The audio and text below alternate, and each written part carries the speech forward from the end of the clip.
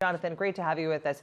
We know that the pandemic was something that caught the world off guard, and the school system was really no different. But where did the system fall short when it came to distance learning?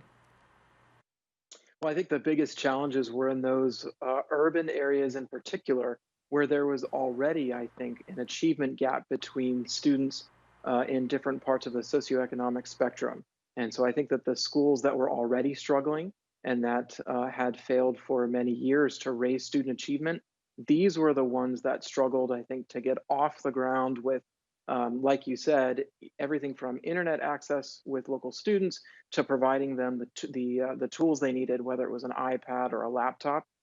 So with that slow reaction, I think that may have further put students who were already behind in a very difficult position. And we know that classes in the fall are going to be uncertain as to if students will actually be physically back in classrooms. So, if anything, what lessons have been learned from sort of this crash course that we've had in distance learning that can be applied in the fall potentially? Well, I think if the polls are any indication, more parents are saying now that they are thinking of homeschooling their children come this fall. And I think some of that comes from safety concerns about the availability of proper medicines for students. I also think that parents are seeing that maybe they can do the job of educating their child at home. Now, at the same time, I think that some of the charter schools in the United States, which are independent public schools, were quicker than some of their traditional district peers to adopt to the changes brought on by the pandemic. So, at the same time that parents are thinking of keeping their children at home, there's the issue of the other options that may be available to them in private schools as well as independent public charter schools.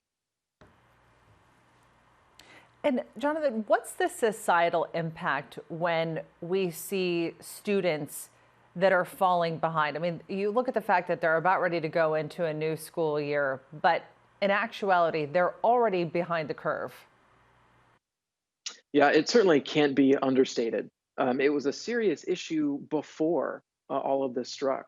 I mean, the students that had been assigned to schools that had failed for years to bring them up to where their peers were, who may be from different socioeconomic backgrounds, that's a serious problem in the US. And so I think the biggest thing that we can do now and that policymakers should do is make sure that parents have options going into the fall. And whether that comes in the form of private school scholarships, whether that comes in the form of creating new charter schools for students to choose from, or even giving parents the ability to access multiple customized learning opportunities.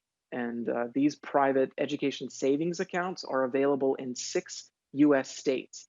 And these ESAs are really, I think, the future of learning. And so I think lawmakers in states really need to be looking at making those available, especially now, as we don't know whether or not the assigned district schools are going to be open in every area.